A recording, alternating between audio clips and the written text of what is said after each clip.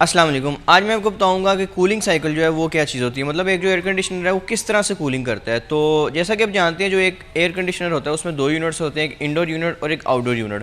अब जो outdoor unit होता है उसके बीच में कंप्रेसर लगा होता है जिसमें गैस होती है और जो गैस है उसकी मदद से कूलिंग होती है। अब कूलिंग कैसे होती है गैस से वो मैं आपको बताता हूँ। कंप्रेसर के अंदर जो गैस होती है ना वो मुख्तलिफ पाइप से घूम के वापस कंप्रेसर के अंदर आती है और जब ये निकलती है ना तब ये गर्म होती है और जब ये वापस आती है तो फिर ठंडी होती है।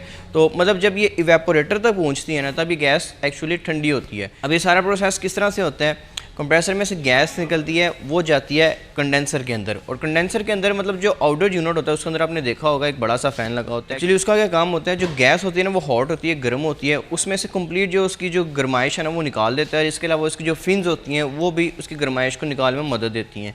उसके बाद गैस आगे जाके लिक्विड में कन्वर्ट हो जाती है और इसके बाद वहाँ पे एक फ़िल्टर ड्रायर लगा होता है। जो फ़िल्टर ड्रायर होता है उसका काम होता है अगर इसके बीच में कोई मैन्युफैक्चरिंग के वो कोई कचरा वगैरह होता है ना उसको फ़िल्टर कर देता है। उसके बाद जो लिक्विड होता है ना वो कैपिलरी ट्यूब में जाता है और कैपिलरी ट्यूब का क्या काम होता है, उसको मज़ीद ठंडा करना है। एक्चुअली पहले जो पाइप है वो थोड़ा सा मोटा होता है, कैपिलरी ट्यूब जो होती है ना उसमें पाइप जो है ना वो बारीक हो जाते हैं जिसकी वजह से उसकी जो कूलिंग है ना मज़ीद बढ़ जाती है, मतलब उसमें गर्माइश निकल जाती है और मज़ीद जो लिक्विड है ना वो ठंडा हो जाता है। उसके बाद ये जाता है इवेपोरेटर के अंदर। अब इवेपोरेटर के अंदर जैसे ही ये लिक्विड जाता है तो एक्चुअली ये बिल्कुल ठंडा हो जाता है, इतना ठंडा हो जाता है कि आपको ठंडी जो हवा है ना वो एसी प्रोवाइड करता है। उसके बाद इसने दोबारा गैस में शिफ्ट होना होता है। गैस में कैसे दोबारा से शिफ्ट होता है, जब हमारा इंडोर यूनिट अपनी ब्लोअर चला रहा होता है एक्चुअली ये जो हॉट एयर है ना उसको रूम में से इवेपोरेटर के ऊपर डालता है और जो ठंडी जो हवा होती है ना वो रूम में देता है।